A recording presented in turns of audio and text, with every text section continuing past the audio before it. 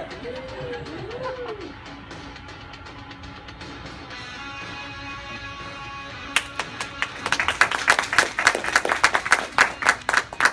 right. How many of y'all wanted to be a rock star when you were a kid? I know I did. I got that screaming red guitar on my 12th birthday and I just rocked. I strummed it and played it and tried to become a rock star, but as you can tell, I did not become the rock star I wanted to be. But if you could have a 42% greater chance of getting the job that you want, would you take that chance? If you had a 42% chance, a greater opportunity to achieve a goal that you wanted, would you take that chance? Well, today I'm going to share with you 4 scientifically proven steps that you can take that'll give you a better chance of being the rock star of the goals that you want to set. In 1953, Yale University did a study and found that of 3% of the graduating class, after 20 years, they had a 10% higher income level than the others because they had written their goals down. You'll hear that said and talked about at many speeches by motivational speakers. I heard it all through my life from various motivational speakers, very well-known ones, and I actually used it myself in some of my motivational and goal speaking that I did. But as I say, 87.4% of statistics are made up. That was too. There had never been a study at Harvard or Yale or any of those major universities, not one. However, until 2007, when Dr. Gail Matthews at the Dominican University in San Rafael, California, right across the bay here, she said, somebody's got to do a real study of that because I want to find out if it's actually true. So she and her team of researchers tested 4 key beliefs in goal setting. She got a group together, 5 different groups. The first group, she got together and said, I want you people to think about your goals that you want to achieve over the next 4 weeks. Think about it. She went to the next group, said, I want you to write down your goals that you want to achieve over the next 4 weeks.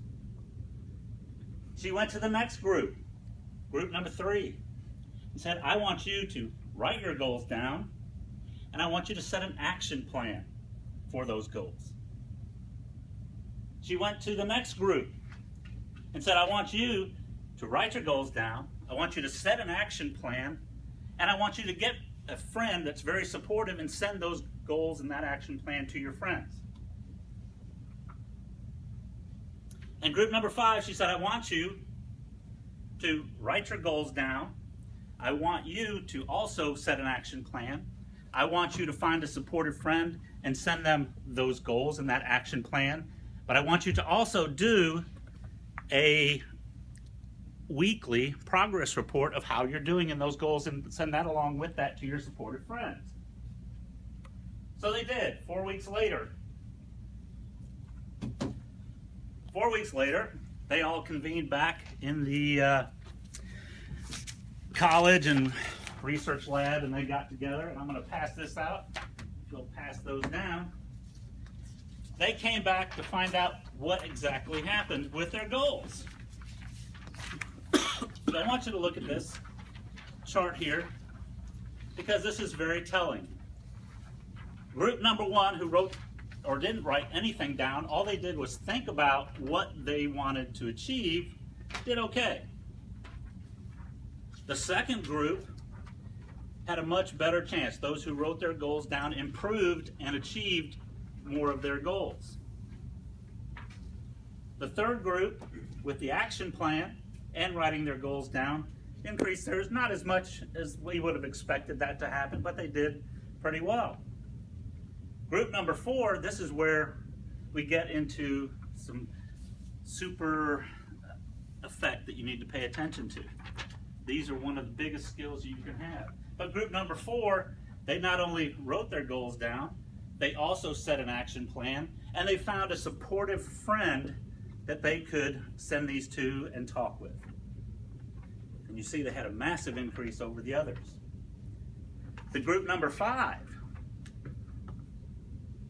this is where you see a really big increase from group number 1, who didn't do anything but think about their goals.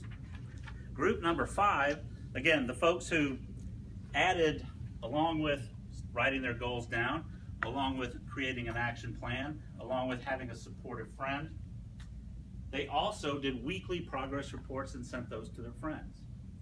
That particular group increased their chances of achieving their goals and achieved more goals by following those steps.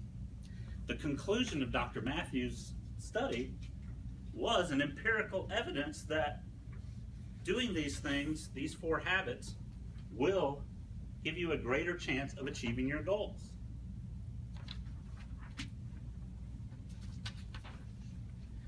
So, as I said, I'm going to go over those 4 items with you. Number 1, write your goals down. Write clearly defined written goals.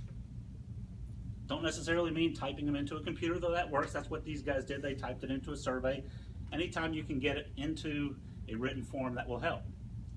Number 2, create an action plan. Goals without an action are just a wish. Really, it's not anything that you're ever going to accomplish.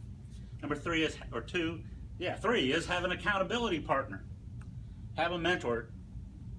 Napoleon Hill in Think and Grow Rich said one of the top 2 success factors of all the people that he interviewed was they had a mastermind group where 2 or more people got together of like mind to share ideas and to cheer each other on. So, have an accountability partner. And number 4, measure your progress. There's a famous saying, Tom Peters, I believe, is the first person I heard quote it, what gets measured gets done. So doing these 4 things will greatly improve your chances of success, and you can then be a rock star of all your goals and dreams. Have a great day.